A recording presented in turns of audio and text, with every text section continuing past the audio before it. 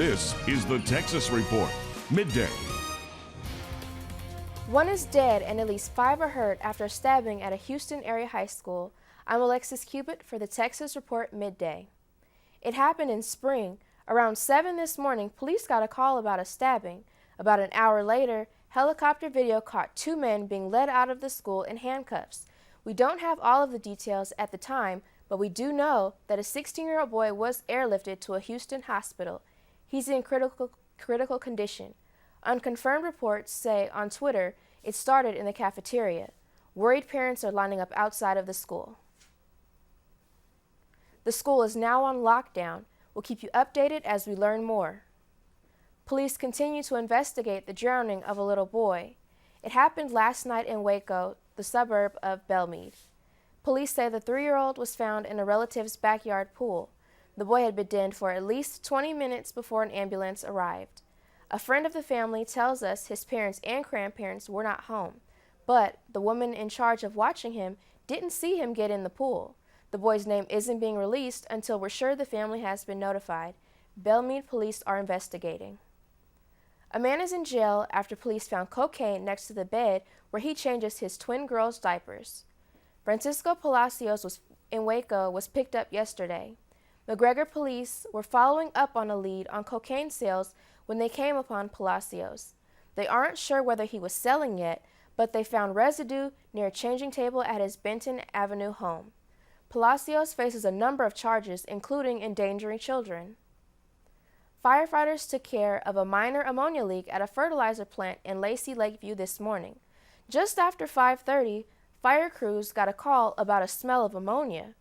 They arrived at Equalizer Incorporated's plant on the 2700 block of Old Dallas Road and found a minor leak. They quickly fixed it. No one was hurt or evacuated. Dallas police are on the lookout for a serial rapist suspected of 7 attacks this summer. 5 of these assaults happened in the last 2 weeks, mostly recently on Sunday. Before those 5 attacks, there was a month-and-a-half period where no one was hurt.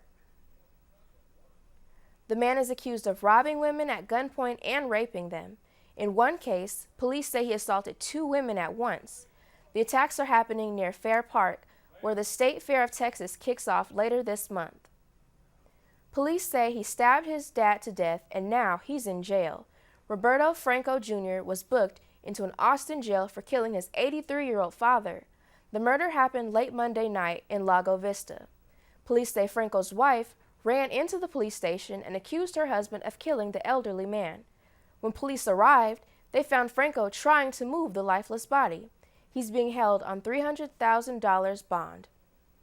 Police say the shooting death of a high school football player appears to be an accident. Nathan Mackey was camping in North Texas with 3 other teenagers when he was shot and killed Saturday night. Police found Mackey dead in the driver's seat of a pickup with a rifle nearby. One of his friends is accused of shooting him, but it was an accident. Police say the teenagers had been drinking before the incident. An 8-year-old is seriously hurt after he was shot in the face. A witness says the boy was playing tag with his friends at a Dallas apartment complex. Then he heard a loud bang and saw the child with a mouth full of blood. Police found a nearby vehicle and arrested 1 person. The boy was taken to the hospital. He is expected to survive. An Amber Alert is over after 3 children were found safe and sound. Leon McIntosh, Marshall Perales, and Corbin Perales, all 5 are younger, were found early this morning. The police say the children's mother was threatening suicide after taking them from their grandmother's Houston area home. She had hinted at driving off a bridge. The kids were eventually found in Wichita Falls and the mother was taken into custody. A veteran's suicide in a Houston hospital has led to an overhaul in security measures. It's illegal to bring a gun into a VA hospital, but last week, 1 veteran brought it in and shot himself with it. The man who killed himself wasn't even getting treatment from the hospital. Every day, 22 veterans choose to end their lives. Just 1 month into his life sentence, a kidnapper and rapist is found dead in his jail cell. Late last night, Ariel Castro hanged himself. Wardens found him and tried to revive him, but were unsuccessful. Castro's cousin found out he died through a text early this morning. She says maybe his death was for the best. Castro was sentenced to life behind bars for holding 3 women captive in his Cleveland home for a decade. He pleaded guilty to 937 crimes on August 1st. Police say a woman broke into her ex-boyfriend's home and tried to kill his 8-year-old son. Helen Newsom snuck into the Maryland home over the weekend. She hid for more than 12 hours until the man went to work, and then she covered the boy's head with a pillow and beat him with a dumbbell. But he fought back and was able to escape.